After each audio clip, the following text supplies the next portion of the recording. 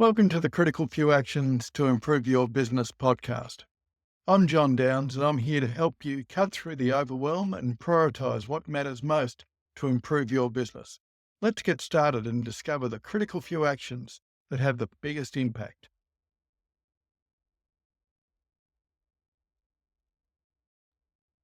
I'd like to introduce you to Michelle Bourke of Foresight Digital. And what we're going to do today is talk about smashing your e-commerce return on investment.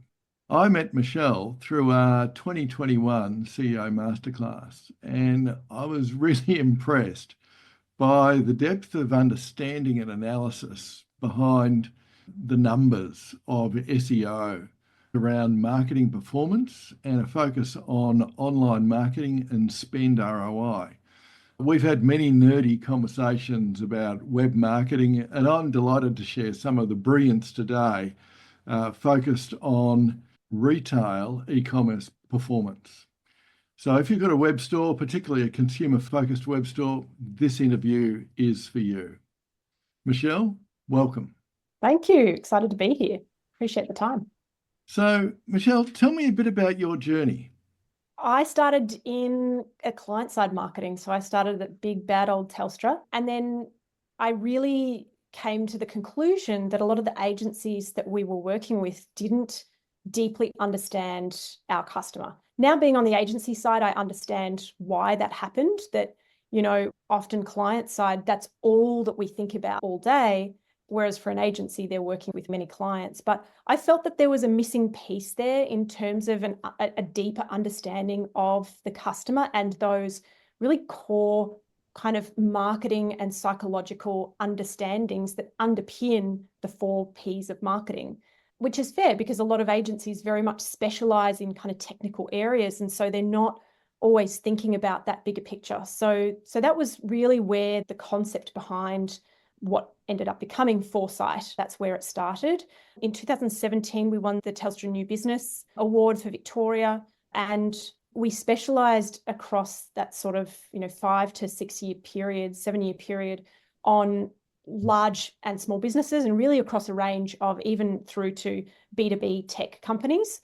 And then in the last 3 years, we've really honed our focus into e-commerce, retail e-commerce, as well as direct to consumer, DTC e-commerce in particular, with a lot of experience around Shopify as well. So I guess that's been the journey to date. And I think retail and e-commerce is a really interesting one right now because, it was easy to win in this space before COVID. And in fact, especially during COVID, if you had the right systems set up.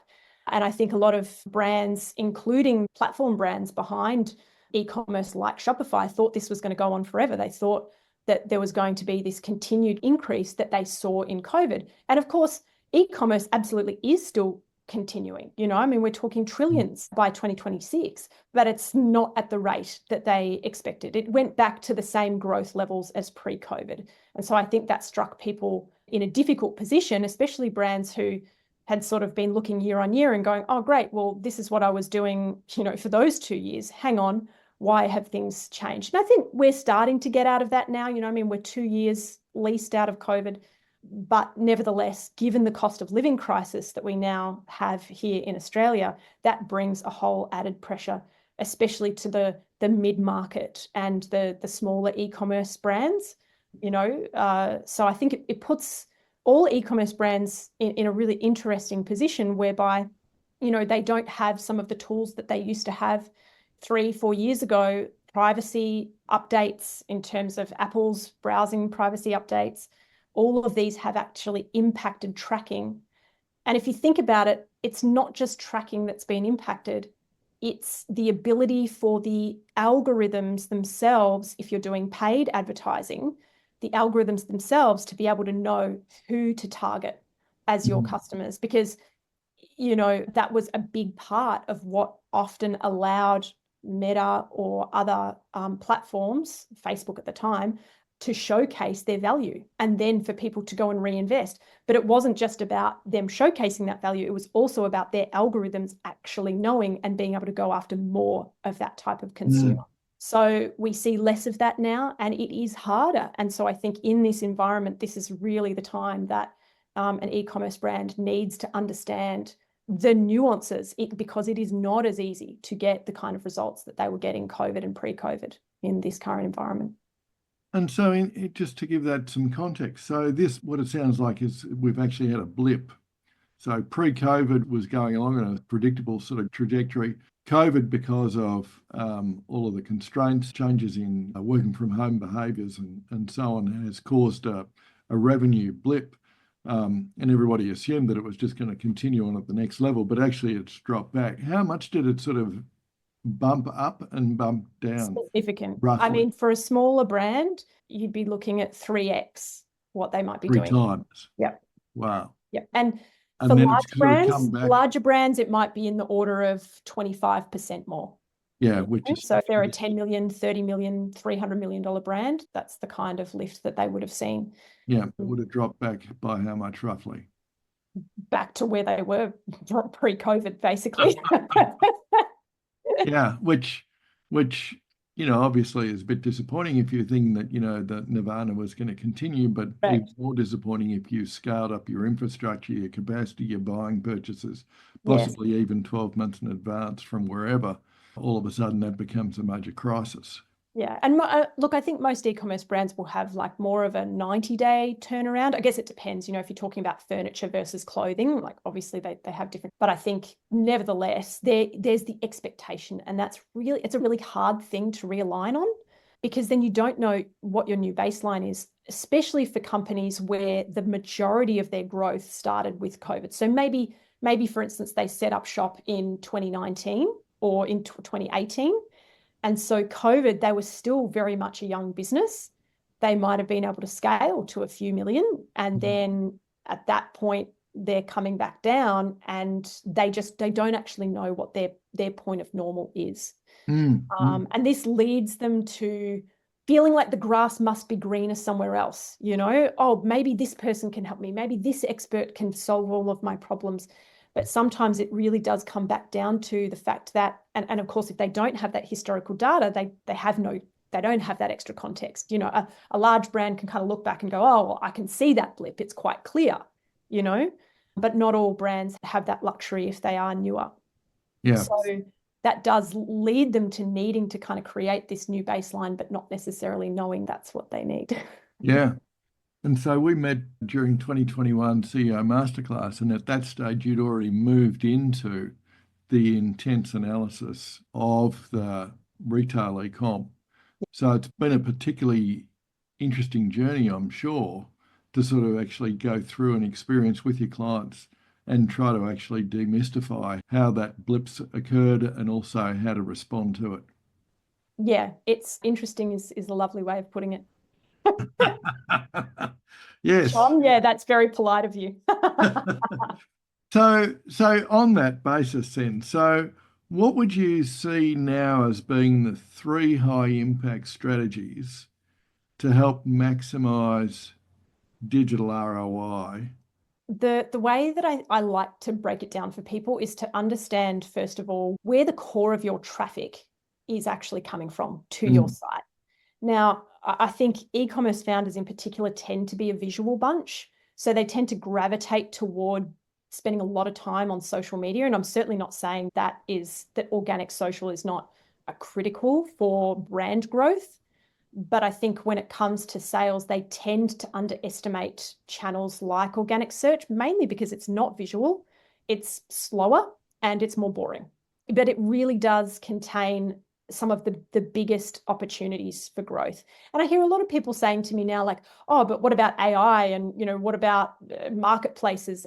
Of course, marketplaces, right? Where it's the right fit for a brand, certainly marketplaces and syndicating those marketplaces. So let's say, there's stuff that we can get straight onto Target in the US as an example, or onto eBay or onto Etsy. Any of those marketplaces are useful. That's a whole other sort of channel that we're talking about there, where people are actually buying on those third-party sites, and that's the first place that they look. But otherwise, we still have 70% of consumers, when they first search for something, when they want to buy something, one of the first places they look is organic search.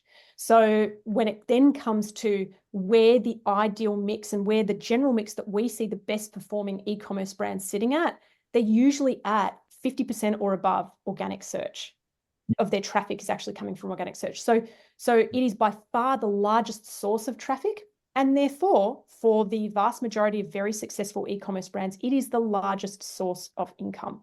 Right. So if you're sort of looking at your own traffic as an e-com brand and you're kind of going, gee, wow, I'm super reliant on paid advertising at the moment, and definitely 50% of my income does not come from organic search, that tells you right away that there's an opportunity there. Yeah. So they really should be expecting 50% to be from organic search. That's the benchmark that we like to set for people and for them to set for themselves. Yes. Well, in that case, we better talk about SEO because it's absolutely crucial. So I guess that's one. And then the other really, again, comes down to where these other channel mixes are coming from. So paid search and social ads, I would say, are the next most, especially because, one, they're fast and easy. They're definitely more expensive and they're harder to make work in a profitable way, but they are usually the quickest fix if there's a problem. So they're the dopamine. That's right. A little dopamine hit. That's exactly right. And then last of all is, I think, it's not a channel, but it is ACT and ROI focus that I think can impact any incoming source of traffic, and that is your conversion rate optimization. I mean, this is a very simplistic way of looking at it, but there are two ways. If you're already doing paid advertising, let's say you're spending $20,000 a month, there's two ways that you could, in theory, double your revenue. One could be that you could double that ad spend and hope that it drives double the traffic, and that traffic converts at the same rate that it did when you were spending 20,000 as to when you were spending 40,000. Or you can take that 1% conversion rate that has been the average on your site and you can improve it to 2%, which then means that you're not just getting the extra conversions from paid digital, but it's impacting every single source of traffic that's coming to your site. And so instead of, making whatever return you may just off paid digital, you get the added return across all of those channels. Now, the reality is, one, it's not that simple to just go and double your conversion rate. Yeah. Otherwise, everyone would be doing it. And number two, it's not that simple to just go and double your spend on Facebook or on Google Ads and expect that you're going to get the same conversion rate. Usually what happens is you double your spend and then your conversion rate halves, which means you basically might as well have just kept spending what you were and getting the same amount of money. So, these are reasons why, like, of course, a business owner would normally go, all right, well, I'm happy to do either of those two things, whichever one's going to get me the better return. And the reality is that it's a combination. It's not going to be a quick fix, and it's not going to be something you can't just scale your ad spend overnight unless you're talking about time of the year like Black Friday, Cyber Monday, where everyone is primed to buy. Otherwise, it tends to be a far more steady increase process. And then similarly for conversion, you're not going to be able to double that overnight. That might be a 6 to 12 month process as well. These are the three key areas that you can go and start working on tomorrow and start seeing impacts within, I'm going to say 1 to 4 weeks. Yeah. And so those, I think, are the three key areas: organic search, paid search and social, and conversion rate optimization, that I think are the key areas. Now, you might wonder why I'm not saying email, because there are absolutely some sites where they're making like 30%, 40% of their revenue off of email. So you might ask me, well, then, Michelle, why would we not be talking about email? And the answer is, where does email come from? Does email just come from like someone who randomly wakes up in the morning and happens to know that your site exists and go to it? Or does an email come from one of these other sources of traffic? If you really want to kick off your strategic planning and work in a supportive environment with other CEOs and leaders, the CEO Masterclass in Strategic Planning and Implementation is for you.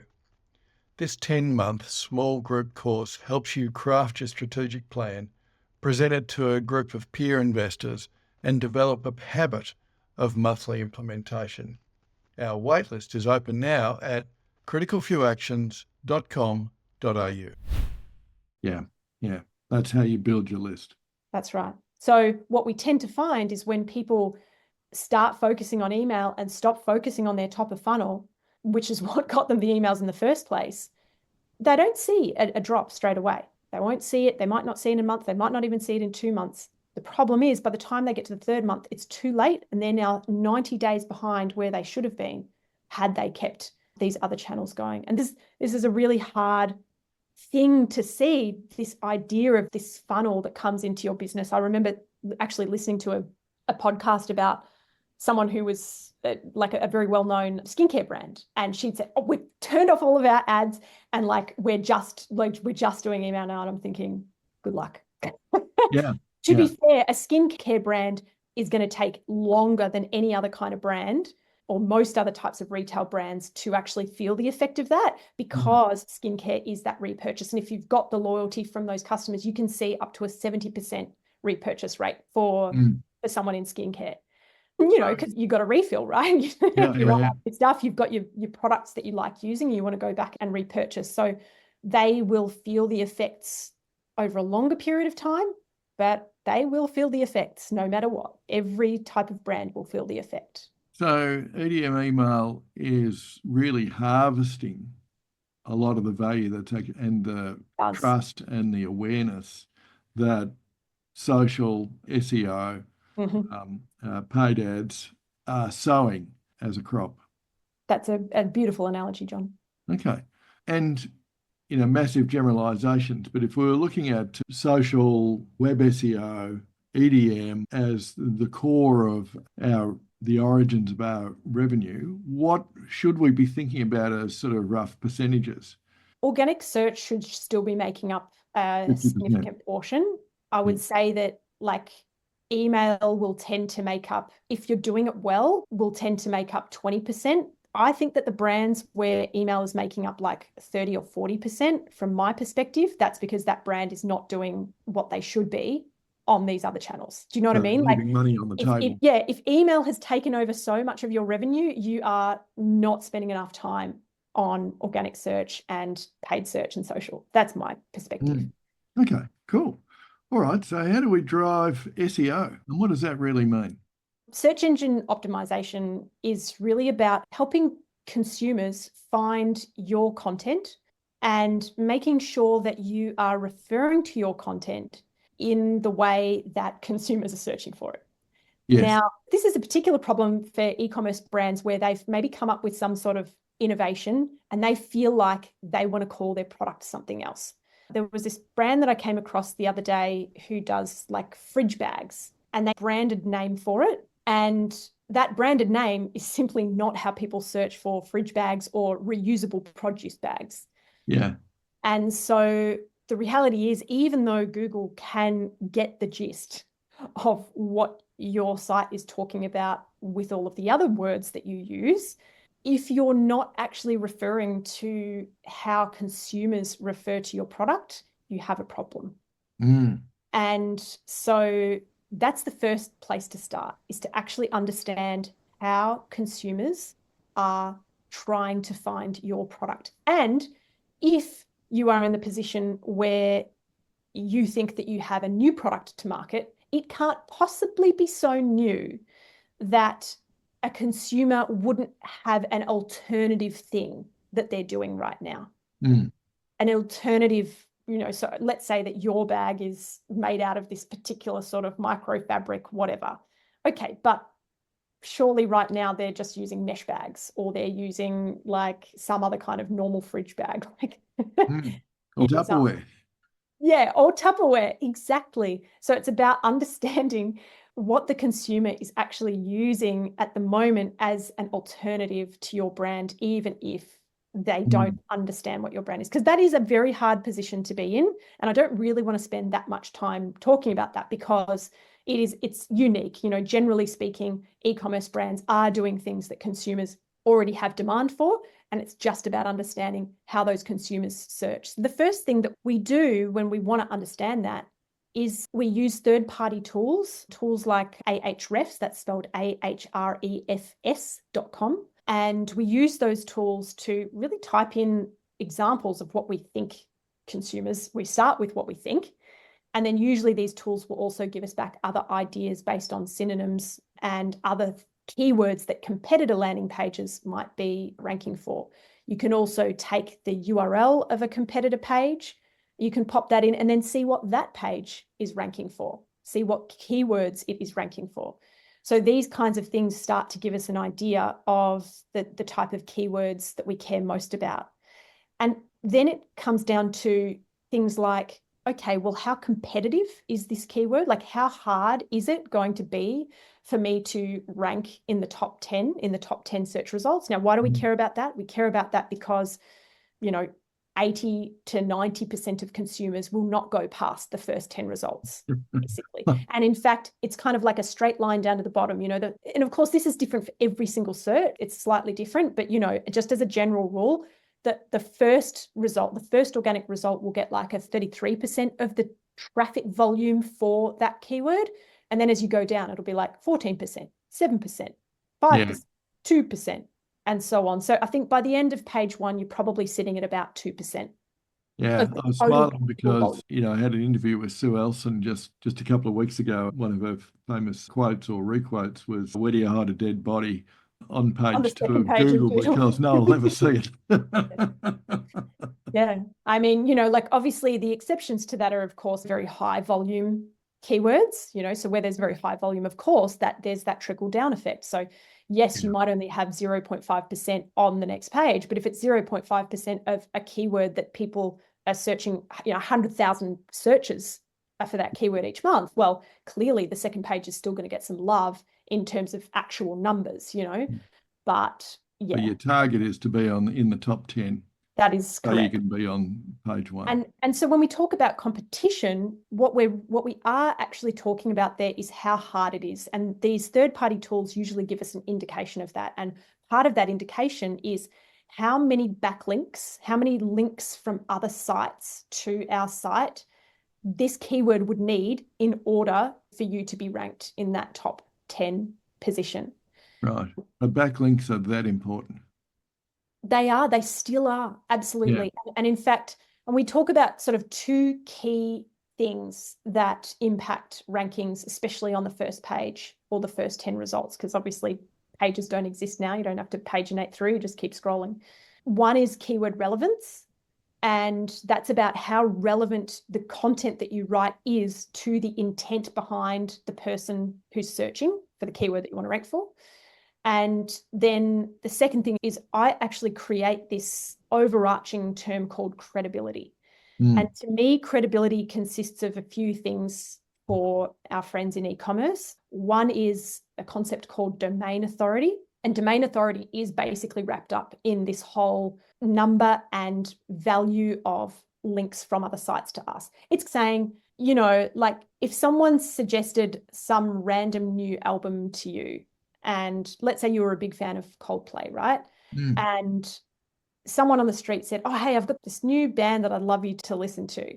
Here you go, check it out." You don't know this person. They don't know your music style. Like, are you going to? Probably not. This is not a very credible referral, I should say, or reference.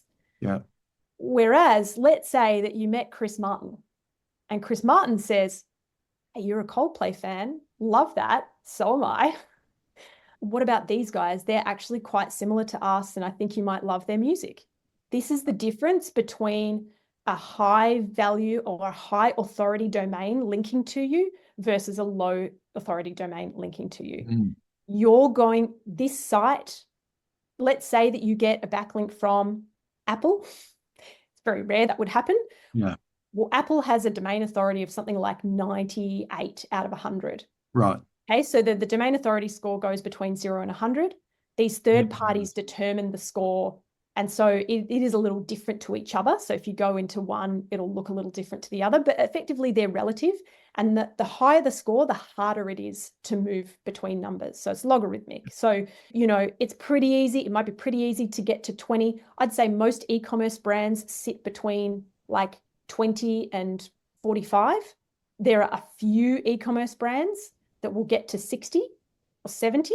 And we're talking like Under Armour type brands. Yeah. And then there are the news organizations, and only those will ever get to, like Wikipedia and Apple and Pinterest and Facebook. Those are the kind of brands that are in the 90s. And what websites actually show those rankings? So how would I know what my rating What would your be? domain authority is. So Yeah. like for free, you can use a tool called Moz, moz.com. They have like a little Chrome plugin.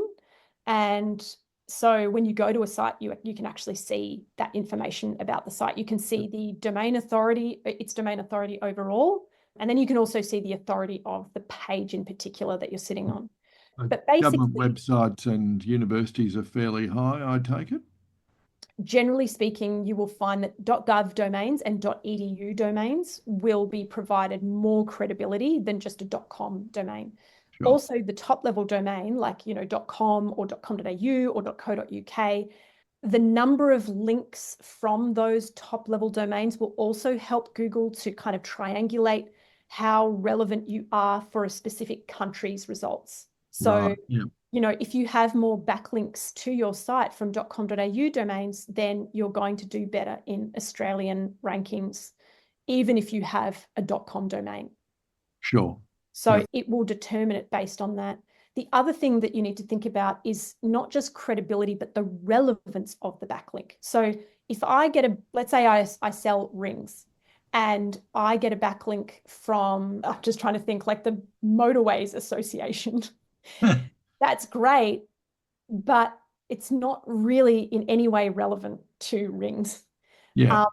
And so while things like news articles, that's super, super helpful. Like if you get if you're doing good PR work and you're getting links from The Guardian and from The Age and, from the Sydney Morning Herald, from wherever, those are still super, super helpful, but they're not giving you link relevance. So you need to have a mix. You need to have sites that are linking back to you that are high credibility and high authority, like those kind of news-based sites, but that are more general, regardless of the topic. Yep. But then you do also need, ideally, some more niche-based sites where the domain authority might be lower, but they might be highly focused. So if it's the Jewelers Association of Australia, and that's going to cost you, $1,000 to be a member a year, but one of the benefits is that you get a backlink from their site, then that might actually be something that's worthwhile doing. So .orgs also rate higher than, say, .coms, or only relevant ones? That's a good question. I don't have any specific research on like .org versus .com, certainly .edu and .gov, but usually they would be at least on par with one another. Okay, so relevance and domain authority. That's right. And think about backlinks as linking domains. So you don't really care whether the Age links back to you 1,000 times. You really only care that it links back to you once. You're not getting a whole heap of extra value for all of those extra links. Right. So what you really care about is the total number of unique websites that link back to you, and generally speaking, their domain authority. That's one piece. The other piece for e-commerce, which I think is not very well known, is that Google does, especially in between the positions of position 10 to position 1, it looks at reviews that are present on the collection pages or the product category pages, or if it's a product page that's being ranked on the product page itself. So the more and the better the star rating, the more likely, if you're already in the pack of top 10, that you will be capable of moving upward. Sorry, what do you mean by collection pages? So a collection page or a category page is like if we're saying I'm on Harvey Norman's site and I need to find a juicer. Yeah. So the category page is all of the juices all together, where you can see like 3 in a row and all the way down, and it's got the different prices, the different brands. Or if you're on a t-shirt site and you want to see blue t-shirts and you just want to see all of the blue t-shirts together. So in Shopify, that's called a collection page. In any other type of e-commerce site, it's called a category page. It means the same thing, but it's basically the collection of products that sit within a particular category. Yeah. Gotcha. And Google loves category pages. So, because if you think about it, why would it go and list all of these individual products? That's kind of a waste of its space, So it would rather list more brands, give people more choice, and therefore it will always, if it can, it will try and prioritize collection pages over product pages. For most e-commerce brands, the best place for them to start optimizing is a collection page. is a category page. Yeah, to create those or feature in them. Yeah. That's right. Yep. Cool. Okay. So what that's going to do is, I take it there are obviously a lot of things that you can do, but the simple things that you can do to actually get yourself up into that sort of top 10 or top 20 are really around your domain authority, the backlinks, collection pages, or being known to be part of a theme.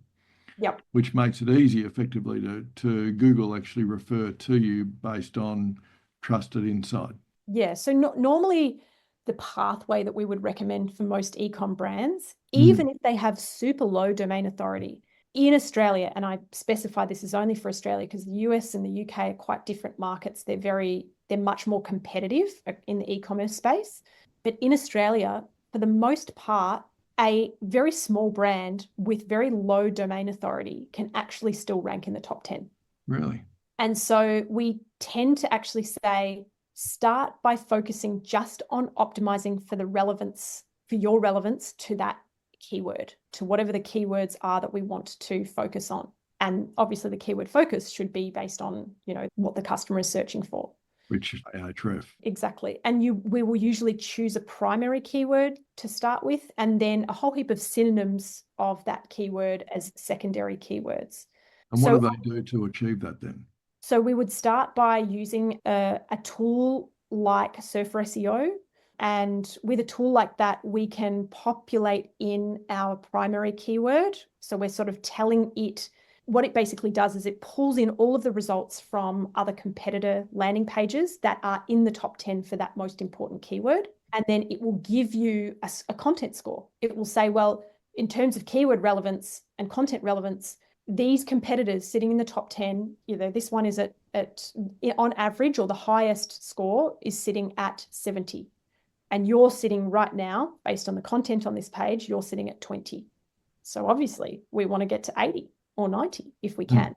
And so this tool allows people to very quickly optimize the content on that category page such that the content score is higher than the highest ranking competitor in that top 10 pack of search Does results. that sort of mean like a total rewrite of all the content, or is it a matter of... Well, see, the thing is, on most e-commerce site pages, there is no content on a collection page or a category page. Okay, so that should be an easy win. It's literally like just the products. Some people will have maybe a small little, piece of content right up the top. Some people who have been doing SEO will have, a fair amount of content at the bottom. So like after the products have been listed, there'll be content at the bottom. Either one of those is fine. If you're going to put all of the content up the top, you want to have like a read more. So you're not hiding it, but you basically got it in a bit of a toggle so that consumers aren't having to come to the page and like scroll through a bunch of content, because clearly that is not ideal for their purchasing experience. The top few centimeters is the most precious real estate, is that right? Exactly. Yeah, so you do still want to maintain that focus on the products, because that is people are very visual when they are buying e-commerce. They want to go straight to the product. But from the perspective of helping those who do want to know more, and for educating Google as to what exactly makes you unique and this page unique and why consumers need to care about it, well, that needs to go somewhere. Like otherwise, what are you doing? It's just your product titles and you're hoping that Google figures it out. Yeah. So that's the first step, is basically, like, a lot of people, I think they go, oh, SEO, I'm going to go and do a blog. I'm sorted with SEO. I've done everything on my content pages. I've done my meta titles. I've done my meta descriptions. Those are the things that show up in Google search. So you don't really see them on the product page, but you can see them on Google search. It's a nice little summary, but I'm not talking about that. I'm talking about the actual content on a category page. Most people move on way sooner than they should from focusing on that. Because once you've done that, usually if you do it with one of these tools, you will rank, and then you go and submit the new content to Google Search Console, and you let Google know, hey, I've got some new content. Please come and recrawl this page. Please come and have a look at this page, rescan it. Google will start ranking you for anywhere between 10 and 50 new keywords within a week. Wow. Now, I'm not saying that you're suddenly going to be on page 1, but suddenly you have broadened your horizons on that page, and you've focused your energy into the primary keyword area that you care about the most. Mm. Once you've done that, let's say that after a month, you're sitting at the bottom of page 1, okay? That's the point at which you go back and you go, how many backlinks do I need to this page to get it shooting up? And am I okay with all of the other, like, do I have enough reviews on the collection page to impact my rankings? Because if the answer to either of those questions is no, then you've still got headroom. You've got more that you can do. And you don't need, like, I'm not saying that you need to go and get a specific domain authority. I think that's very ephemeral for most people. Like, it's hard, you know, you can't really control it, but you can control going out and maybe, I don't know, if you were an alumni of some university and maybe the business that you've built now is rather impressive, maybe they'll do a piece on you. Maybe you'll get a .edu link. Maybe you can put that .edu link to that specific page. Yeah. Yeah. Low-hanging fruit, even though it's not a huge amount of value, but low-hanging fruit is local directories, you know, or other product review sites or social media sites that allow you to link back. I mean, Google knows the difference between the value of some of these sites that make it super easy to add your own link versus one that you really earn, but it's better than nothing. Yeah. And you absolutely can get value by linking back to that page that you really want to focus on and push up in the results. Most people just go, even after the metas, I'm done. Then we come back and we say, no, it's not about the metas. It's about all of the content on the page. So let's deal with that. Okay, cool. Now I'm done. No, you're not done. You're not done with that page. You shouldn't be focusing on top of funnel blogs that are all they're going to do is dilute your conversion rate, right? Like, I see heaps of people like, oh yeah, I'm great at SEO. I've done all these blogs and I'm driving all this traffic to our site. The problem is our conversion rate has tanked. Wonder why that is? Well, it's because you're getting a whole bunch of traffic that's not ready to convert. And you're doing that before you've ever dealt with the most important thing, which is the stuff that you sell. Yeah. So that's what we would recommend in terms of a process of going about it. So every time you move another place up that organic search is an extra 2, 3, 5, 10, 15% of views. Because that's right, of impressions and then of traffic. Yeah. Yep. And it means that, like, you know, if you're sitting at the bottom of page 1, the literal page 1, or metaphoric page 1, I should say, that, you know, if that's where you're sitting, if the keyword is worth, you know, 10,000 visits a month, and you know that moving up another couple of places could get you an extra 300 people, you know that your site converts at 5%, whatever the AOV is, and you know that off the back of that, just doing that could get you an extra 10 grand revenue a month, just from that one keyword. This is what I mean. It's like, I think a lot of people just get sidetracked because, I'm not really sure actually, probably because they don't know how to track the performance of what's good in SEO. And they also don't know, like, well, hang on, once I've done this first step, what next? Yeah. You know, most people just get caught up in the idea that optimization is like, one time we do this and then we move on. But when has that ever been the case in business? Ever? Well, it has to be a constant moving feast because every one of your competitors is actually trying to achieve the same thing. That's right. So it's a competitive and a very dynamic, fluid landscape. Yeah. And so it's something that you just cannot rest on. Correct. But I think also a lot of businesses, yes, they're looking for the one and done. And I think, great, I'm going to rank on from an SEO perspective, but they don't draw and they may not have the data, or they may not understand the data, which allows them to correlate, okay, X 1,000 views per month or X 1,000 views per month correlates to, with this conversion rate equals this amount of revenue. And what is the revenue implications of a 1 or a 0.5% change in conversion rates versus a 1 or a 10% increase in views that actually then feed that process? Yeah, and I think that is the questions. Like, if people understand how to track both of these things, like whether it be conversion rate, like a lift in conversion rate versus a lift in traffic from SEO that already does convert generally pretty highly, as long as we're talking about traffic from keywords that matter, keywords that are buying and commercial intent, then those are the questions that founders or e-commerce marketing managers do need to be asking themselves, because, you know, we do only have so much time in the day. So if the answer to that question is actually right now, I'm going to get better bang for my buck by going and doing some conversion rate testing and shifting the conversion rate up just by, 0.25%, less than 0.25%, then that may still be a more worthwhile exercise in that moment than, optimizing one core page. But the other problem is usually that's a lot harder job. One core page, I can tell you from start to finish, if you've done it before and, broadly what you're doing, shouldn't take more than a couple of hours.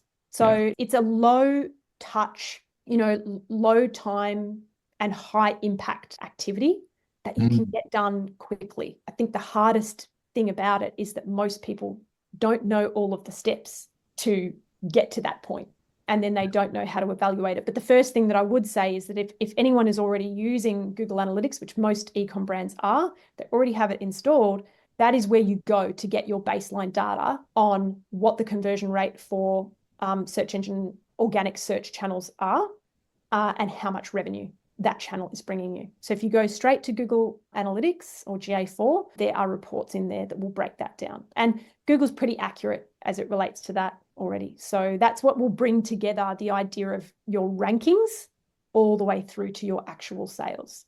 Yeah, cool.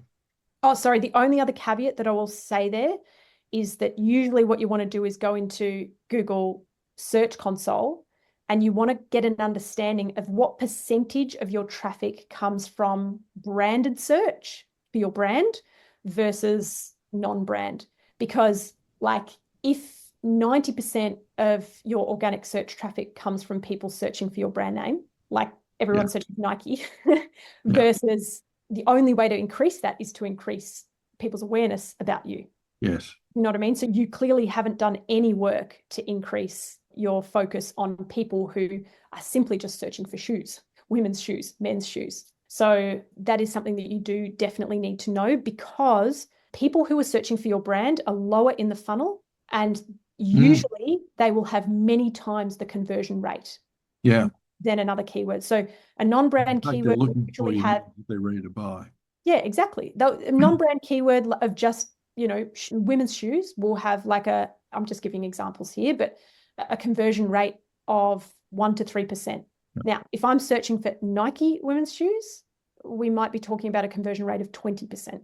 Yeah, massive difference. Yeah. So you really do need to know what the mix is for your brand, and it very much differs for brands. But you can expect that if you're a new brand, probably most of your organic search is not coming from brand, and you can expect if you're an established brand that usually at least 25% is actually coming from brand. Yeah.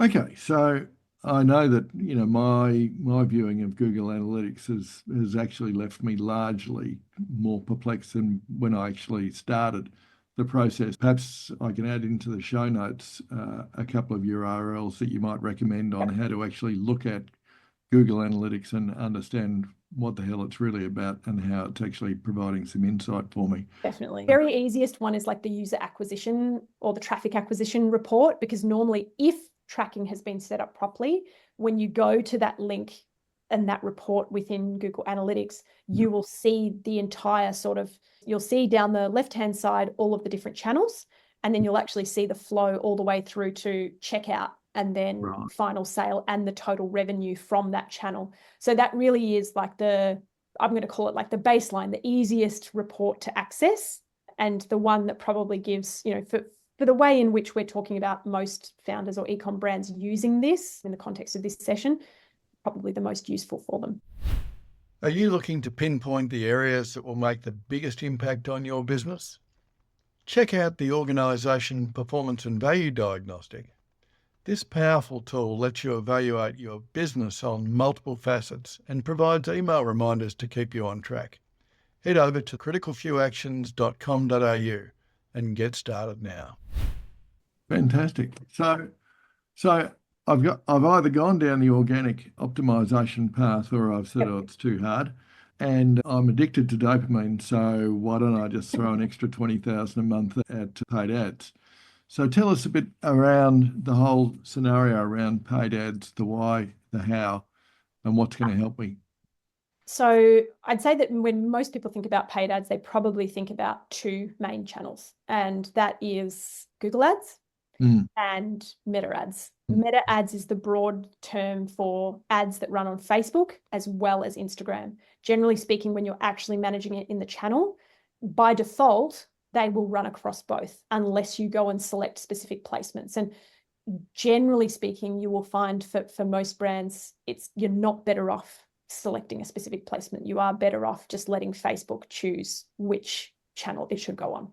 And then what happens is certain types of brands, the campaign will mainly do well on Instagram. Like if you do sort of a breakdown report, you'll see, like for instance, we did some work with the baby carrier brand. The vast majority of all of their sales came from Instagram, but we didn't specify that it should go to Instagram. It's just that most of them came from there, and the algorithm optimized toward those placements, but we still would get good sales with a good cost per acquisition from the normal Facebook feed as well. So it made no sense to just remove that for the sake of it. So for the skeptics, there'd be a question, I guess, is, well, why would I trust Meta to figure out where I'm going to get best return from a buck, and why wouldn't they put me into a low performing channel? You shouldn't ever trust anything that Meta or Google says. There's a quotable quote. These companies do not have, I'm going to say even more broadly, humanity's interests at heart. No. And that's hard for me as a marketer to say. We could go into a whole philosophical conversation about that. But I think to keep it on track, what I would say is that the reason why I can say this with confidence as a marketer is because, frankly, I don't trust either of them. And so we've tried it the other way, and their way is still better. As a very simple response to that. Now, if there are certain founders that feel like they need to do their own tests, yeah, absolutely. I think there's nothing wrong with doing that. It's usually a pretty low cost exercise. You can actually set up a A/B split test campaign within Google Ads to do those kinds of things if you want to see whether you can beat the system. Yeah. And in fact, across this month, Facebook is actually giving like $1,000 credit for people to be able to run tests like that. So they know that people don't always trust what they're kind of suggesting. I think the thing that people do need to be aware of is that over the last 2 years, just as AI has proliferated from a consumer perspective in terms of how we access it, like with ChatGPT, Meta and Google's advertising algorithms have become far more sophisticated than where they were before.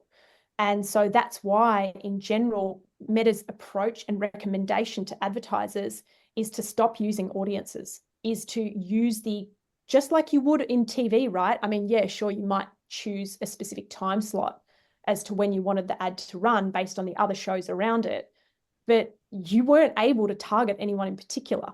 No. What you had to do was make sure that your message was right on point for your target audience.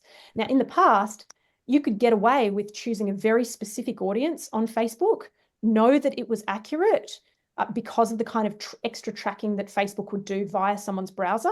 And therefore, Facebook would find that person and show your ad to them, regardless of the fact that your ad maybe wasn't the best at attracting them in the first place.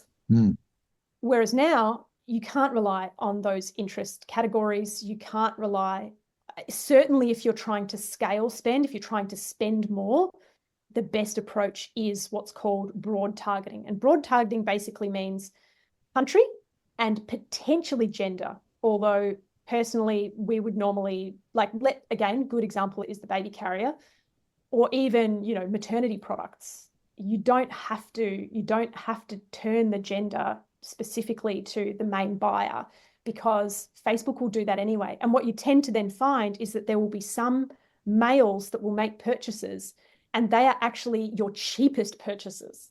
And I guess it sort of makes sense if you look at it from a self-interest perspective on behalf of the big players, Google and Meta.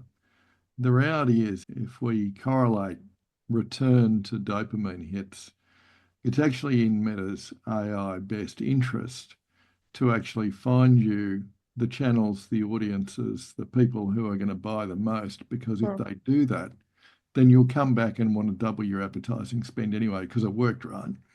That's usually the idea. That's right. And of course, they have been hamstrung by these privacy laws and by the privacy settings within browsers and devices. So they are still running behind that. Like that, I think they would love to claim more than what they currently can.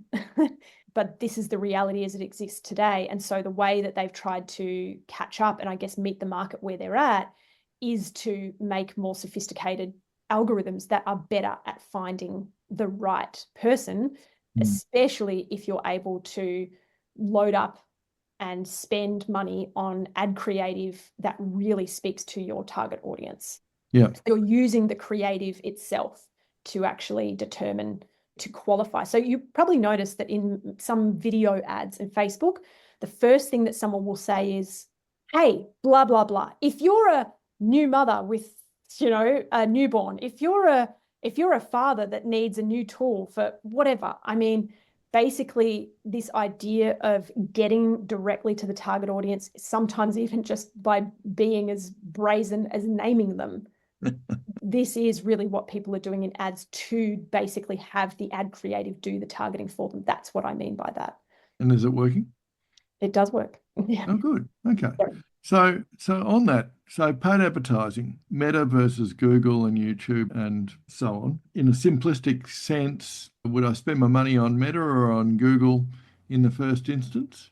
If we were the thing is that most of the time, 99% of the time, we will come into a e-commerce client's business and they are already spending on all channels or certainly always on Google Ads and Meta.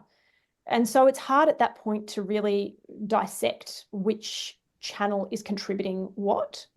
And the reason for that is the attribution windows. So that is like how a sale is attributed back to the channel is number one, bias to Google, because Google does that tracking via Google Analytics, which it owns, and it owns the browsers and it owns all of the things.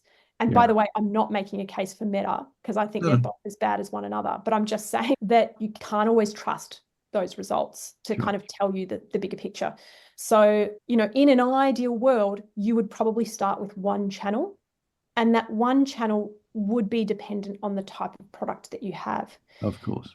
So if you sell something that has a very established market in the shopping space, so in Google Shopping, which is, most campaigns in Google Ads, shopping campaigns have turned into what's called PMAX campaigns or Performance Max campaigns.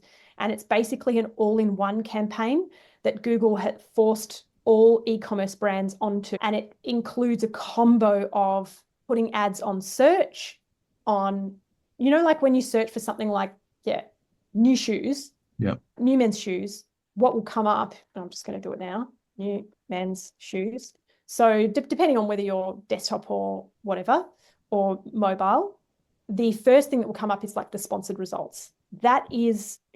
All of that is being fed out of a Google Ads shopping campaign. Yeah. And either someone has set it up to run out of PMAX or out of a old school shopping campaign. You don't know. You can't know from looking at the ad. But I'd say that 95% of commerce brands would be running it out of our PMAX structure. And the reason for that is because there's certain things you can do in PMAX to force the algorithm to care about how much return you want. So you might say, I want to be able to spend $1 and make $2.50 back. I don't want you to bid on this keyword and show my ad unless you think I can get a 2.5x return. Right. So, sophisticated.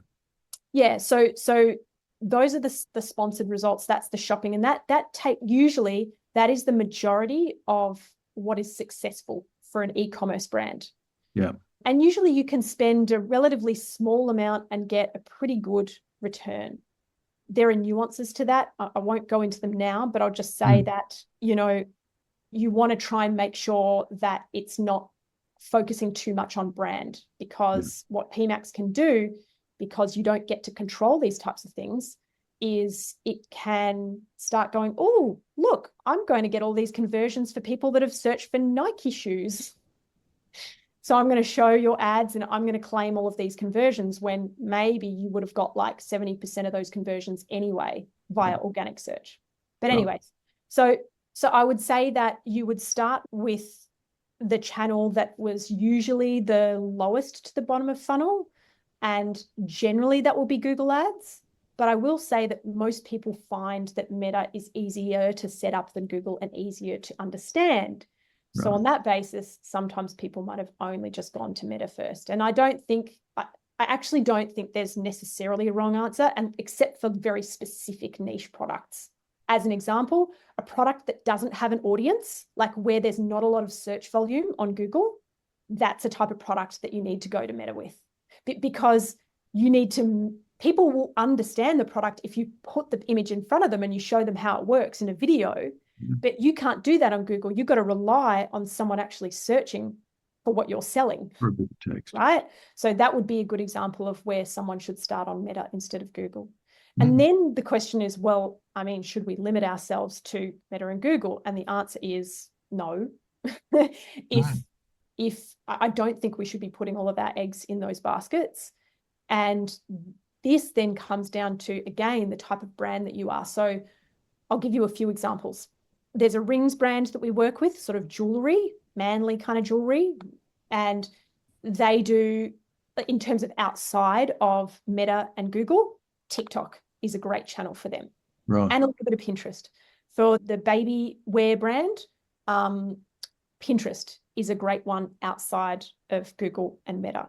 For other brands, it's programmatic, which means buying on other sites that aren't owned within Google's display network. So like, again, coming back to that PMAX campaign, you can have ads showing here on search, like when someone's searching. But what will also happen is Google has a whole network of like millions of sites that have its advertising code on their site and will show you ads. So if you've ever gone and like read a blog somewhere and, you know, those display ads come up, that could be Google's network. It could also be another brand's network. So a lot of the big media agencies, they do deals with large, like sometimes Google, but sometimes other brands that go and buy media space. And then we, the advertisers, go and buy the media from these big brands. So that's kind of what programmatic advertising looks at. We've got another brand that we work with that does like flight simulators. That audience is all coming from Reddit and YouTube. And I can tell you, if we tried to advertise anything else on, you know, like the baby carrier on Reddit and YouTube, it probably wouldn't work. So these other channels that are less ubiquitous, that often have like special niches that tend to do better, those are the ones that you then kind of need to start to understand the individual who your customer is and where they are hanging out. There are tools that can help with this. They're also expensive. So I don't think they're useful really to talk about. I think really you will know this. One of the ways you can actually do this that's far cheaper than that is simply to go to your own Google Analytics results, look at the referral websites, so all of the websites that refer traffic to you, and just see if there's any kind of patterns. The other thing that you can do is you can add a survey to a post-purchase survey, so after someone's purchased, and then you can ask them, where did you first find out about us? Yeah. And then if you don't know to start with, then you might not have those options in. You just give them their own options. And then once you start kind of getting a sense of where people are finding you, then you can add those as options that people can pre-select from. So I think it comes down to, for most brands, they will still have the majority of their spend on Meta and Google Ads.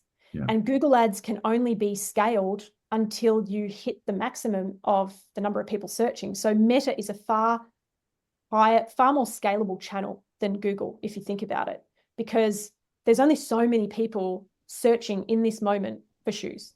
Yes. Right? But on Meta, where people aren't yet searching for shoes, they're not yet in that mindset, but ultimately we can bring them down the funnel toward the point where they might search for shoes. And we can do that on platforms like Meta, like YouTube, like programmatic. So I would say that Meta is the most scalable channel. And then after Meta, depending on the kind of brand that you were, you would look at either TikTok, programmatic, or Pinterest. or YouTube, I should say. I shouldn't leave YouTube out. It's just that you run YouTube campaigns out of Google Ads, and PMAX already runs YouTube campaigns on behalf of e-commerce. And is YouTube a crucial or an important channel? I'd say it's still brand dependent, like for brands where people go to YouTube, especially like I'm going to say higher in longer timeline and higher technicality type brands benefit quite well from YouTube, because usually what you've got is this like education period where someone's going to YouTube and trying to learn from people. Maybe they're also looking at YouTube reviews, someone working on the product, working through it, and something that's a bit more in depth than you would get on TikTok or on Instagram. So it is product dependent. But basically what I would say is if someone has a more technically, it's still a consumer product, but it's more technically involved. And I'm not just talking like a juicer. Yeah. But something that's a bit more technically involved, that would be something that benefits from YouTube. That's not to say that YouTube, I mean, if we take Nike, for example, they would be spending millions and millions on YouTube, but they're doing it for a different purpose. They're doing it for brand awareness. They're not expecting a huge return. So when I'm talking about like what channels to focus on, I guess I am saying if we're talking about shorter term ROI versus longer term brand growth, that's why I'm sort of talking about these channels and the order in the way that I'm talking about them. Sure. Okay, so we've sorted out our organic, we've spent a truckload on ads, and we now have just a plethora of people who cannot wait to throw money at us. How do we get our conversion up from a pumpteenth to a lot more? That would be nice, and I think that's what everyone wants to achieve. My experience with e-commerce brands is they can go in one of two directions. They're the kind of founder that was always, the customer was at the heart of what they did from the very beginning. And what I mean by that is not just that it was a problem that they wanted to solve for themselves, because often that is where a founder starts, but that, that they were going to markets. They were speaking to their customers. They were selling physically to their customers, and they were having conversations with their customers, maybe calls. Then there's another kind of e-commerce founder, and they're like the shy e-commerce founder. They're the introvert. They kind of came up with a product idea. They somehow managed to hit the nail on the head. So they've got still a good audience, but they don't really speak to them. They're often still speaking to them in the context of like direct messenger, customer service, that sort of thing. But if our team was to say to them, hey guys, in our post-purchase survey, we've asked people who are open to a direct interview with you for you to give them a call and to actually ask them about your brand and do an interview and ask them what they like about you, go into detail so that you can really understand what made them purchase. Because if you think about it, if you sell at a market, people tell you, because you're having this human interaction, people will tell you why they purchased. Totally. People will tell you all of the, oh yeah, well, it was this thing, and then so-and-so's birthday was the other day, and then I needed to do this before this. And then you start going, oh wow, so that's the trigger for purchase for my product. But if you don't have those conversations, how do you ever know? Totally. You don't. My point is that sometimes we'll ask founders to do this, and there are a certain type of founder like they just can't, like they cannot even bring themselves to have this conversation, which I find quite funny. But also it does not work in their favor, because you need to have the customer at the center of your understanding.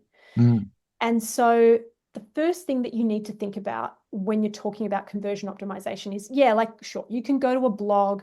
There's like the Ecom Messiah. I think he's a pretty good guy to follow because he's a European fellow. He has a lot of followers that are probably more in the agency realm, but he releases a lot of information, like, how he took Udi from this to, conversion rate X, and this other brand from nothing to 12 million in a year. And I think they're very impressive results to learn from. You've got to understand that these brands were also highly motivated in themselves and, had all of the right stuff for him to be able to do what he did. But, he has a lot of great best practice stuff. I don't know whether he's moved off X yet, but, he does do a lot of stuff just popping out on X, and he also has a free school on School, SKOOL. So I think learning from people like that is great because you can use some of their best practices. But at the end of the day, you also have to understand what's right for your consumer and the product that you're selling. And you can't possibly know that unless you really know your customer. Yeah. And so the first place that you want to start is understanding your customer if you don't have a good enough understanding of them yet. And I think that if you are not doing the things that I'm going to be talking about next, then you don't have a good enough understanding yet. Right. Yeah. So that is the way that someone can determine whether they do or do not. One is that you should absolutely have a post-purchase survey. Yep. You should have had at least 3 or 4 direct conversations with customers about what they like about your brand and in-depth stuff in the last month. Yep. Whether that's at a market, if you're still selling there, or, whether it's via something a bit more formal, if you're a bigger brand. Mm. Obviously, the bigger brands, they have a whole market research departments that can do this, but it's all of these mid-level brands that don't have that yet, but they still need the insight. Mm. So that's the second thing. And then the third thing, which is really relatively easy to install, is a free tool called Clarity, which is by Microsoft. And that you can install on your website, and it will start tracking every single move that anyone makes on your website. So it'll show you videos that you can then look at and run through and see what is happening when people are trying to purchase your product on your site. How cool is that? Because I installed that on my website 2 days ago. I don't know why. I think actually because you told me to. Probably. And it's amazing. Yeah, it's fantastic. Like, it's so easy then to sort of see the things, and of course you can't read their minds, and this is where obviously the qualitative research comes into play, but it takes you a long way. I'll give you an example of there was one brand that we worked with for conversion rate optimization where they sell lunchboxes, kids' lunchboxes. Yeah. And they have they had this list of tags, like as long as a toilet roll, of all of the different variants of the colors and the patterns. So once someone got to the page, like all the colors and the patterns. Now, the first thing that we did is we just did best practice. So we basically created these little icons that had, a slash in the middle, and it had like the color on one side and it had the pattern on the other. So people could immediately get a visual sense of what they were doing. Like swatches, yeah. But what we realized when we then put this live, and it actually performed worse than the current situation, was when we started testing it. When we saw what people were doing, they were like still going down and picking and up. And then they were actually using the gallery itself as a way of sort of determining the variants that they wanted. And it's almost like they needed just like a little checkbox from there that said, now I just want this color, rather than having to go down and find where it was. Yeah. So we could see that they were going back and forth, that they were using the gallery itself, the product gallery itself, to kind of determine what they wanted. Now, there's no other sites that we could look at to say that do this, but we could see what this consumer needed based on the way that this product was being sold. And so once that was in place, then we saw consumers actually doing what we wanted them to do. As long as we made it easy, as long as it was super, super clear, they were able to do something that doesn't exist on other e-commerce sites. Yeah. And I think this is the danger between just going, let's apply best practice versus let's understand who the customer is and how they interact with our product. Now, in that particular example, there was kind of no way of knowing until we did the first test, unless, some customers sort of brought it up. But it's one of those ones that's a bit hard to tell. But having that video evidence, that made it super, super clear to us. So even if it's not something that you can get to in a qualitative fashion, you should at least, even when you're testing, be able to go back and review the videos of what's happening now that you've released this new kind of design. Yeah. So I would say that, as it relates to testing websites, I would always start with surveys, qualitative, quantitative post-purchase. I would then install Clarity. I would break down what videos I'm looking at into sections. So I'd look at I'd focus on anything that was a product page, and I'd maybe spend an hour just going through the videos, watching it 2x speed. Yeah. It doesn't take too much time, but just to get a sense. Then I would do the same with category pages or collection pages. And then once it had been running for a week, like long enough that I could see more about people who had checked out, then I would also look at just people who were checking out so that I could get a sense of, what's happening with the cart ad, the cart draw, if you have a cart draw that's coming out to the side when someone's clicking add to cart. Those. And then lastly, I would look at the homepage and I would look at the way that people are using the menu structure. Yep. And then through that, I'm asking myself a few sort of questions. I'm asking, are there any things that I could create a better experience for the customer here? And I think that the changes would sort of fit into 3 categories. So one is clarity, helping. Is there anything here I can do to help potential buyers recognize, experience, or understand something better? Like, is there something that they're struggling with to understand based on what I can see in their behavior? Speed. Is there anything that I can see is stopping them from getting somewhere slower than what they need to? So an example would be like, we work with this bags company, and there are these users that were like, each bag has a pattern, but they have different bags. So there's, you can buy a shopping bag in this Rosella pattern. You can also buy the cooler bag in the same pattern, and the wine cooler in the same pattern, and a wet bag in the same pattern. Now, what some users were doing, not everyone, but what some users were doing is they'd add the first one to their cart, and then they'd realize that maybe there were some other products that had the same pattern and they wanted to have it matching. So they would search painstakingly for the name of the pattern and try and find all these other products to match the pattern and add to their cart. And so that's an example of where we created a section that automatically did that. So behind the scenes, we could go and select this stuff. And these are things that, frankly, people just go, but can't I just add like one of those AI tools that just like suggests products to people when they get to carts? Like, yeah, but then you're not really, an AI can only work with the data that it's got. Yeah. And AI is only good with the data that it's got. And so if consumers aren't doing, or there's an opportunity that they're not seeing and you haven't seen, why do you think AI is going to figure it out? Like, especially if it's only for 1 or 2% of people. But if you made it available to everyone, then suddenly 5-10% of people are using this thing. Yeah. And suddenly your average order value has gone from 60 to 100. Yeah, absolutely. So that's that. And then nudging, which is the other bucket, is what are the things that we could do to apply that gentle pressure, urgency, offers, anything that helps to encourage the actions that you think they should be taking on that particular page, which, from an e-commerce point of view, if you're on the product page, you expect people to be adding to cart. If they're on the add to cart, you expect them to be clicking checkout. If they're on the home page, you expect them to be going to a category page to start, getting a sense of the products that you sell. So nudging's not just about they've gone to the checkout, they've committed to buying it, and then all of a sudden they get hit with this torrent of, would you like this, that, and so on as well.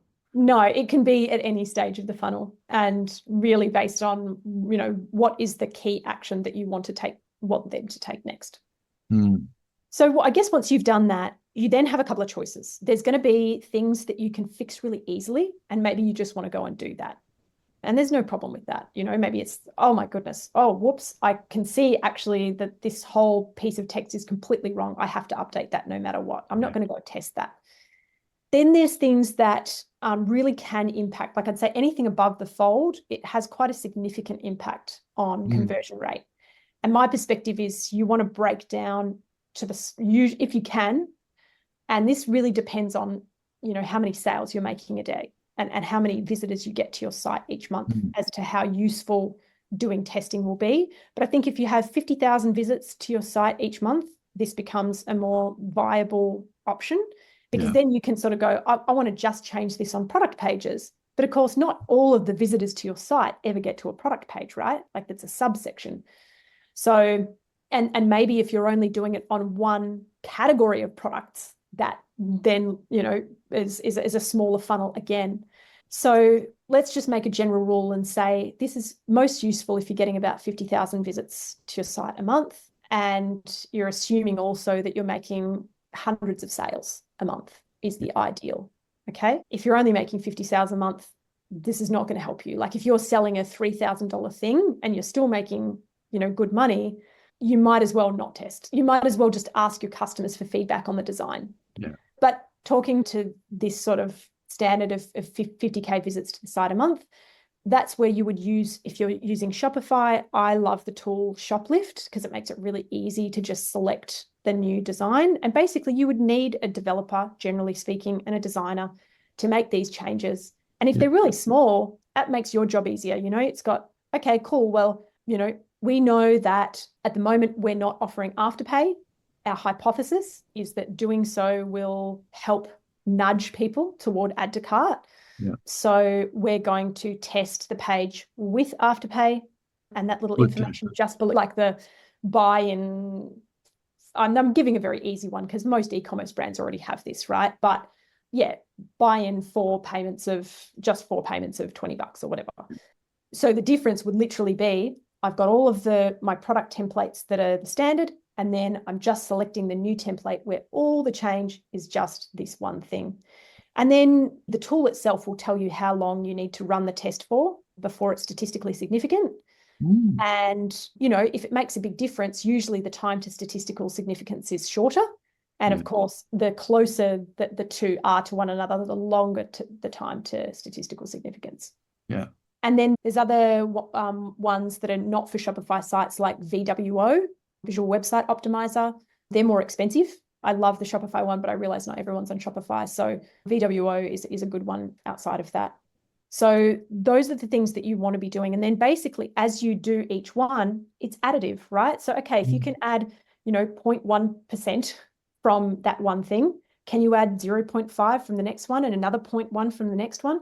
That's all going to add up across, 10.1 percentage points to a whole new percentage conversion rate. Yeah. And this is not something that happens overnight, because if you think about it, you can absolutely get quick wins, because the quick win is being able to get that first test live and actually benefiting from it within 7 days. Yeah. But in terms of the time to actually double a conversion rate, well, each test might need 2 weeks to run before you then go and switch it over. So then that means you might only run a total of 26 tests a year or whatever. So you are limited, therefore, in terms of how much you can do. And ultimately, what you're limited by is your site traffic at any point in time. Because if you don't have the site traffic to support the test, like, a massive brand could run a test within 24 hours and no. eBay can run a CRO test probably within a couple of hours and no. Yeah, absolutely. Or Amazon is probably a better example. So this is really helpful because we've attacked it from 3 dimensions. One is, how do we get more organic traffic? How do we buy more effective traffic? And then when we've got the traffic, how do we actually get more conversion rates that ultimately gives it our return on investment?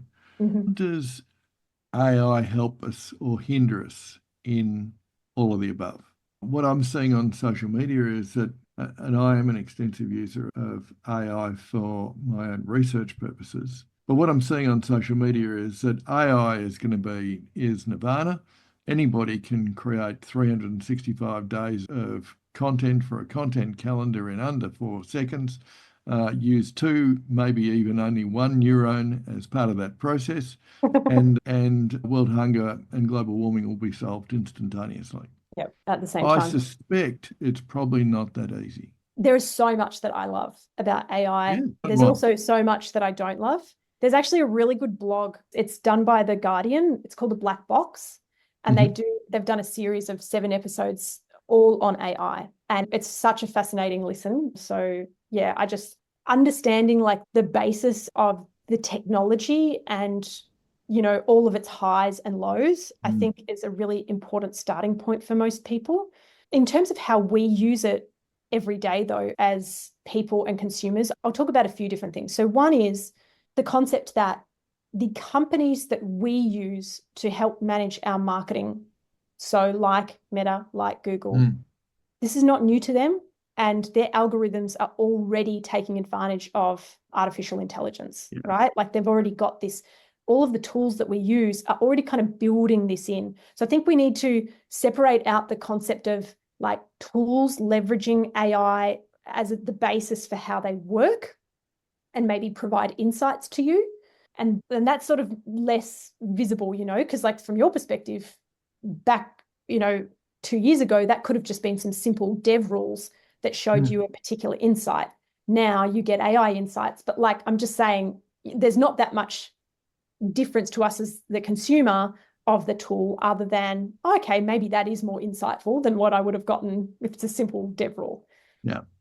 Then there's actually using AI in the process of creating marketing materials themselves. And that process generally will involve ChatGPT at some point, or a tool that leverages ChatGPT's open AI platform, for the build of their own AI tool.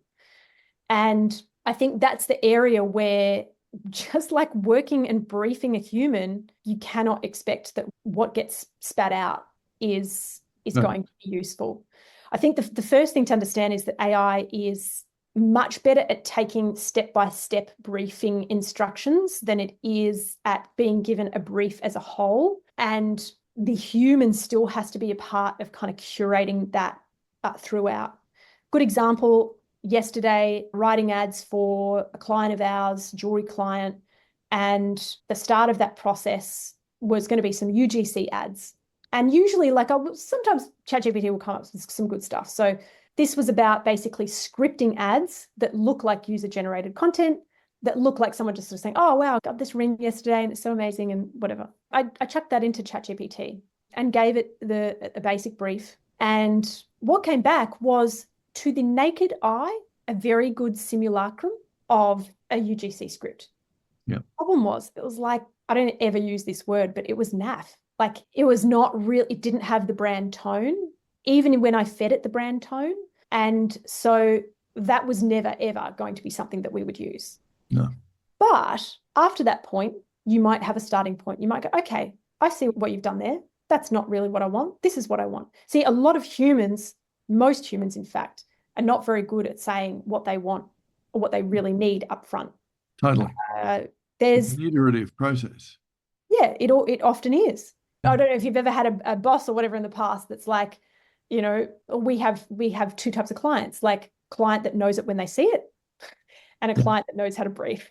And the client that knows it when they see it can be quite a dangerous type of client, because they don't know what they don't know, and they don't know what good looks like until they see it. Whereas a good client usually has, okay, well, these are our brand guidelines. These are the things that we're thinking. Here's some inspiration, all of those kinds of things. And a good agency helps to pull those things together for a client if they don't have it.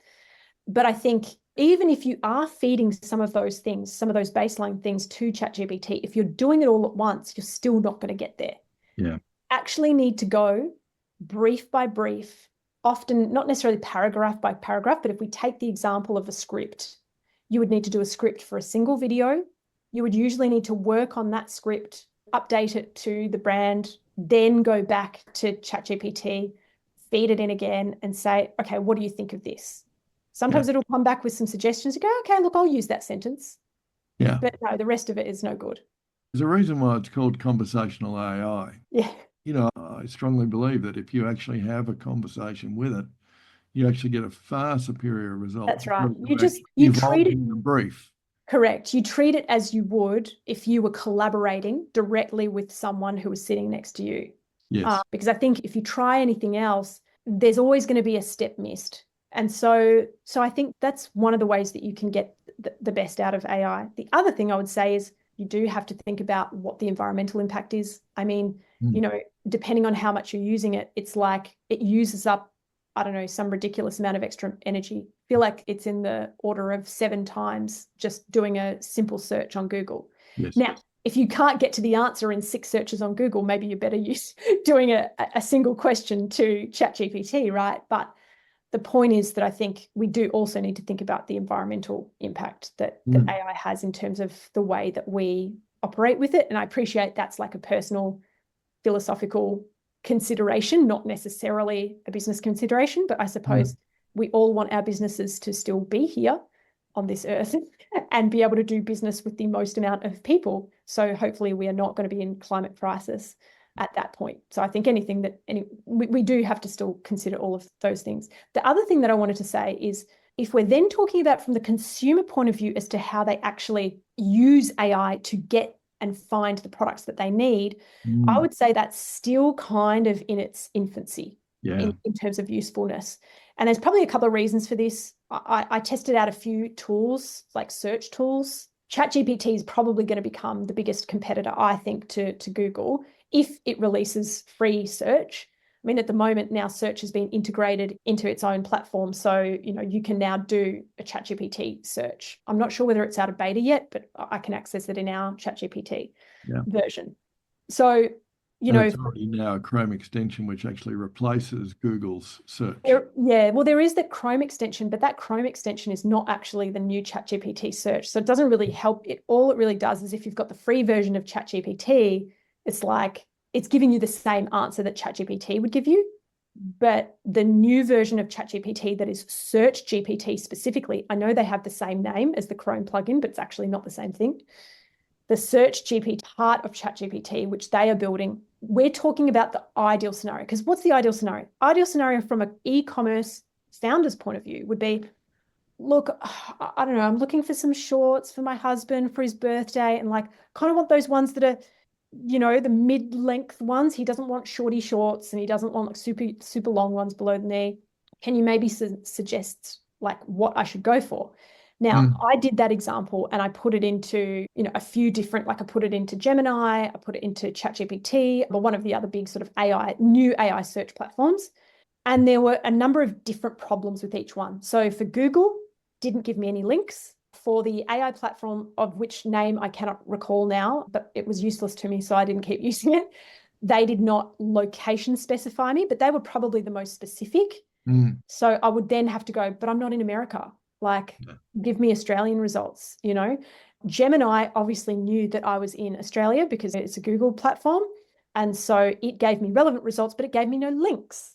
Yeah. Why? Because why would Google want to, Google has to think very, very hard. Yeah, very hard about how it manages this transition process. And I think what's going to end up happening is, something like ChatGPT, because they have nothing to lose on that front, they can do whatever they want.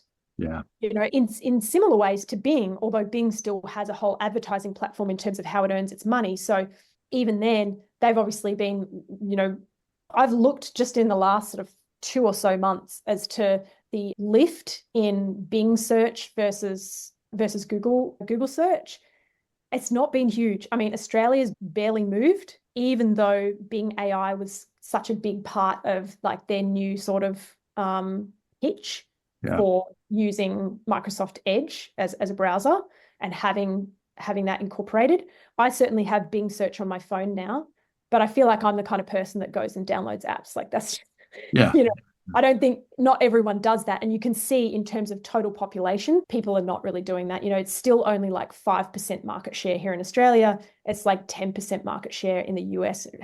It's maybe moved a few percentage points, which is more than it has done in many a year. But I'm just saying it's certainly not taking over the world yet. No. So same thing with Bing AI. It did not find my location. It gave me a little bit of information. But the point is that right now, this like intersection of generative conversational AI and the human need to search and find something, it's not there. I think it could be there so soon. I just don't know who's going to get there first. But my feeling is that Google could have done this a year ago. They're not doing it because they have a commercial reason not to. Absolutely. Bing has a semi-commercial reason not to. Therefore, I think what we can expect is it's going to be a new player that does this best. It'll be followers and most likely Search GPT. Yeah. So I suppose I wanted to sort of give those 3 angles, the kind of the integration of AI within the tools that we already use, the actual use of AI in our daily jobs, and then the use of AI from a consumer's perspective as it relates to how they search for products. The other thing that I would say on the middle one, the how we use AI for marketing, one of the tools that I really do love is the new artificial generated voiceover tools. We use those a lot for ads. So we use a tool called play.ht. All right. Is that a bit like Notebook LM? I don't know what Notebook LM is, but basically what play.ht does is you can choose from a number of different accents, Australian, UK, whatever. You pop in the script for the ad and then a voice comes back. You can also do voice cloning. So if you get like 3 hours worth of recording from a client's voice, you know, a brand founder who's happy to have their voice cloned, that's a whole other story. But if they are, you can basically create a clone of their voice, and then you can use their voice in ads as well. Wow.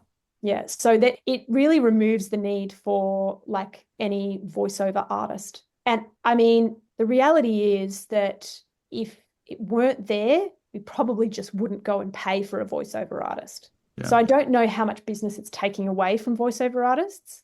I mean, obviously, I've come from a creative background, so I feel kind of bad. And I always need to look at the ethics of what some of this stuff means. But I'd say at least in the way that we use it for our clients, this sort of fast-paced production, like we're not talking high-value production for a TV commercial or for a, you know, massive brand.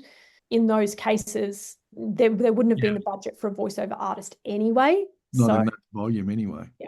Yeah. But those are the kinds of things that I think now are supporting ad creative and thinking about ad creative. There's even things that you can do to AI generate music. That definitely is something that affects artists. In our case, we don't do that. We use a site called MusicBed. And so if any client has less than 50 employees, then basically it's covered under sort of a group license, music license. But that way, at least, you know, anything that's being used, the money's going back directly to the artists. Absolutely. Fantastic. This has been a torrent of information, which is exactly what I was hoping that we would do, because I love to nerd out on this stuff with you. Now that we've looked at those 4 dimensions, as expected, there's probably at least 50, if not more, ideas that any business could go and pursue now.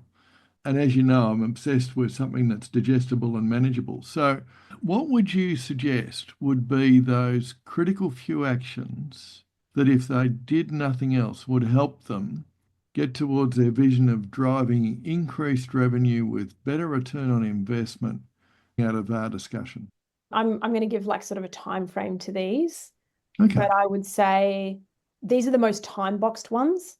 Yeah, ruthless prioritization. List your top selling products, top selling product categories, and basically do optimization on those top 10, starting 1 per week for the next 10 weeks.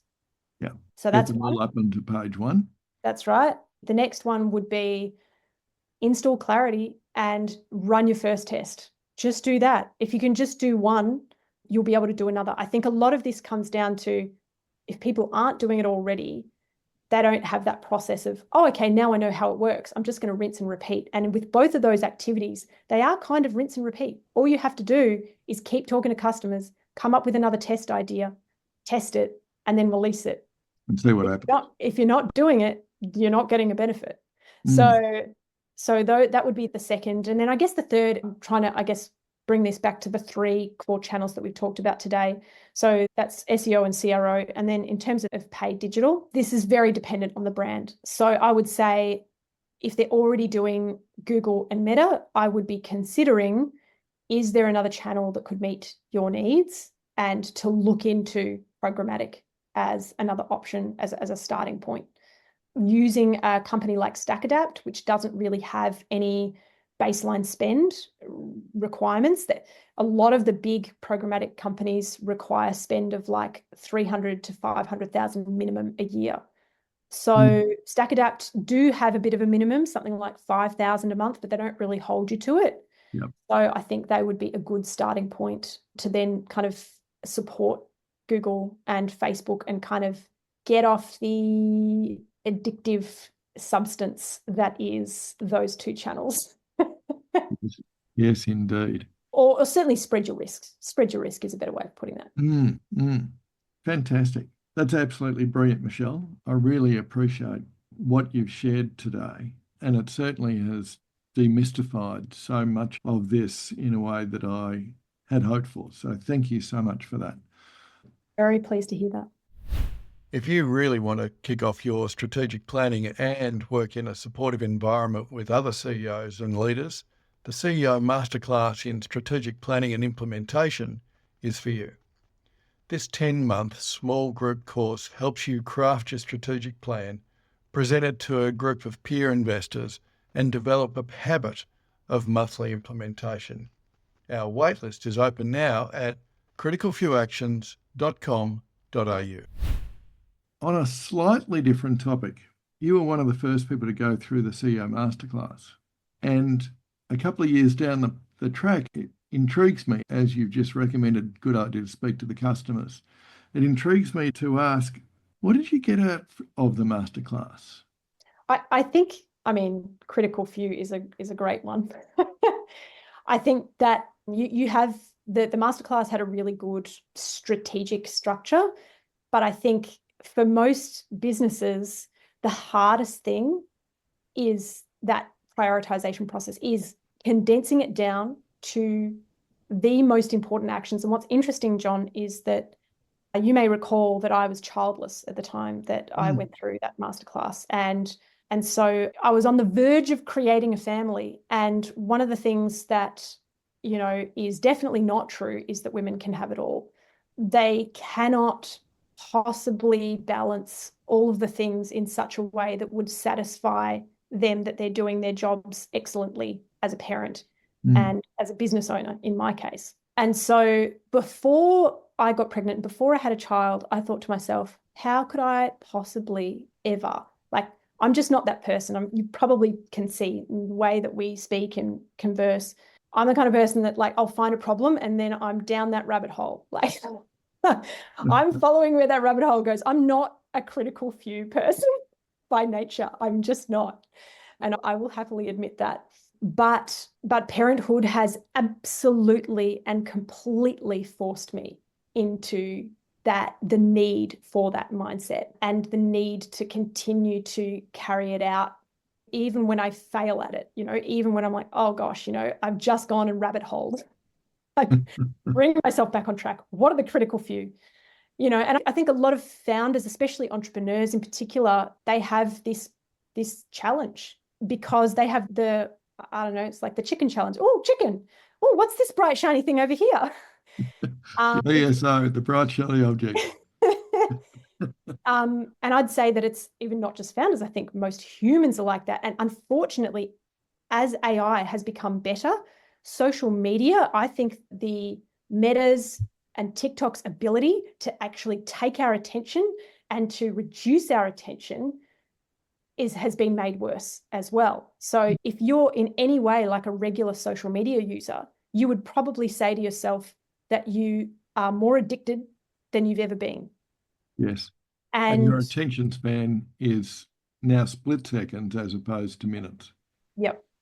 So all of these things drive us to this, and I suppose for me on a personal level, back to this concept of the most important things for a business. And the good thing about that is you can create layers of that. There's the critical few at the strategic layer of a business, but as we've just talked about today, there is the critical view at the marketing operations or marketing strategy layer of a business. And you could say that across all of the different kind of areas of a business and then the people that are responsible for those. So for me, that was certainly the biggest initially nudged change from you, followed by forced change following childbirth.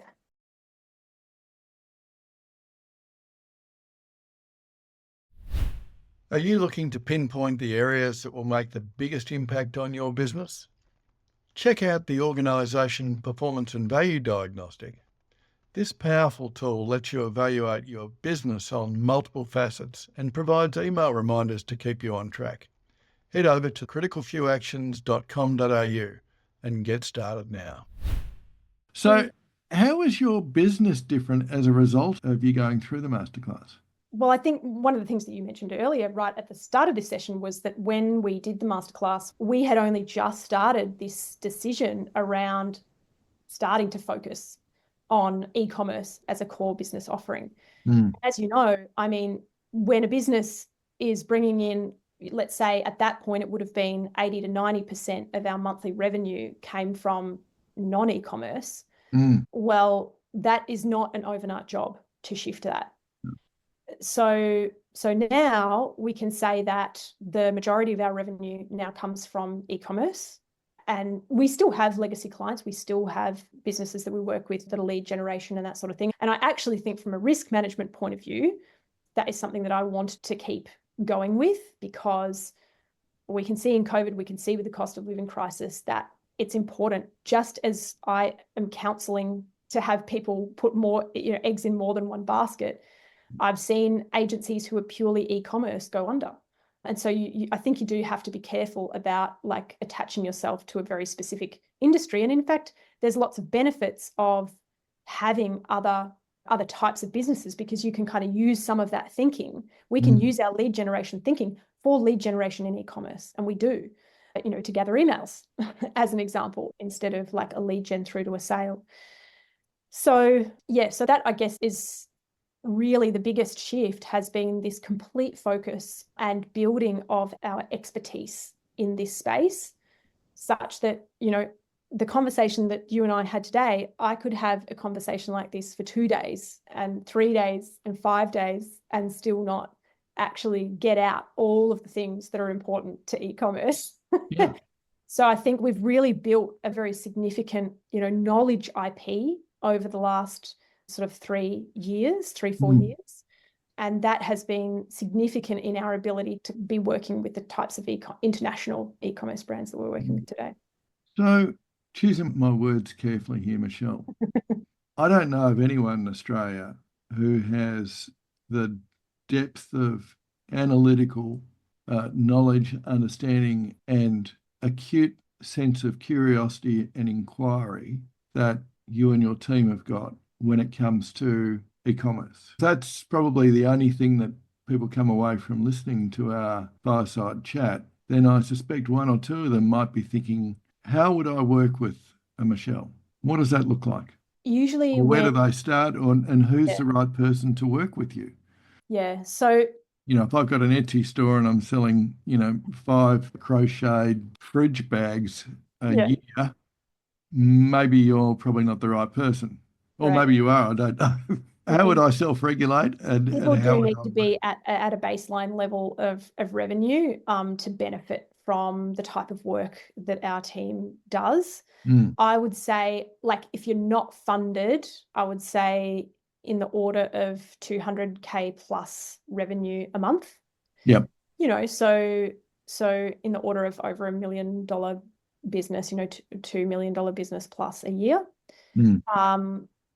And then we do our best work, I would say, where the business is still in its nimble phase. We have worked with very large brands, Yeti, Under Armour as some examples, and Adairs. But these are businesses that have lots of different marketing departments. They have lots of different layers, and we work very well with those layers. But I would say that, in terms of end-to-end marketing management and outcomes, it's those middle few, through up to, let's say, 50, sometimes even 100 million, depending on where a business is at, from that lower point of the 2 mil through to that higher point of the 100 mil, that our best work is done.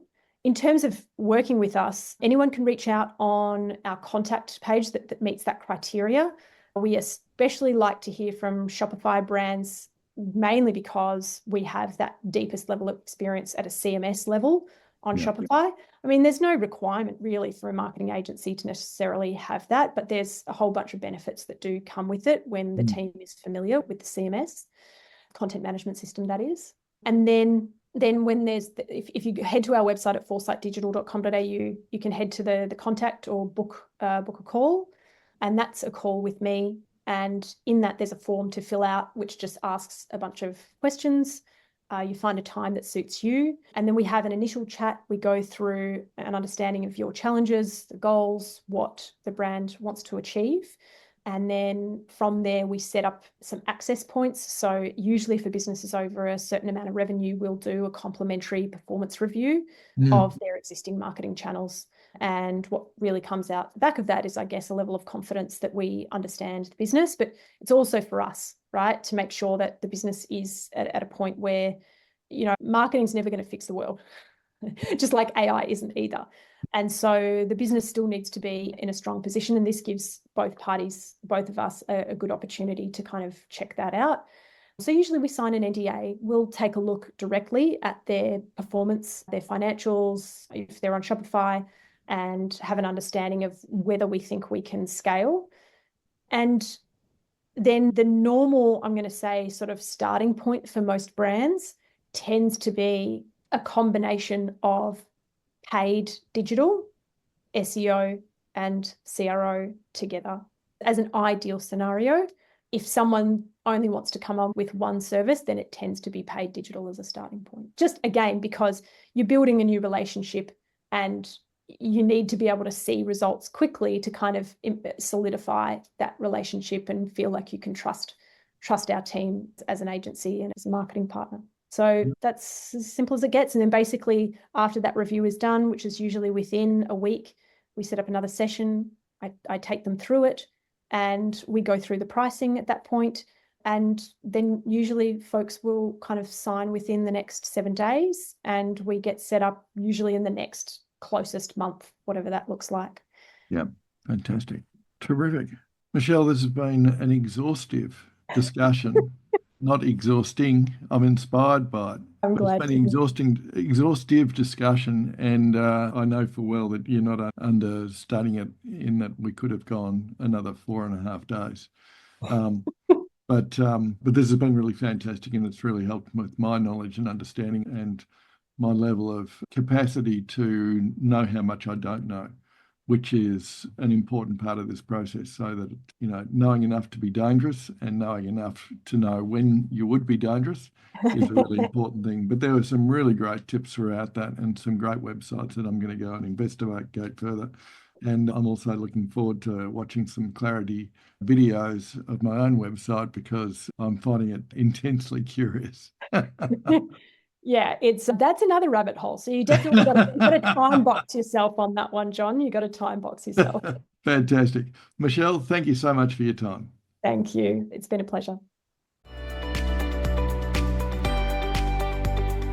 Thanks for listening to the Critical Few Actions podcast. Don't forget to subscribe and grab the downloadables from the show notes. And if you found this episode helpful, I'd really appreciate it if you share it with your peers and your team.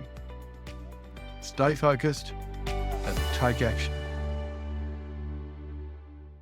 The Critical Few Actions podcast, including show notes and links, provides general information only and is not individualised business advice, nor can it be relied upon as such. You must take responsibility for your own advice, decisions, and actions.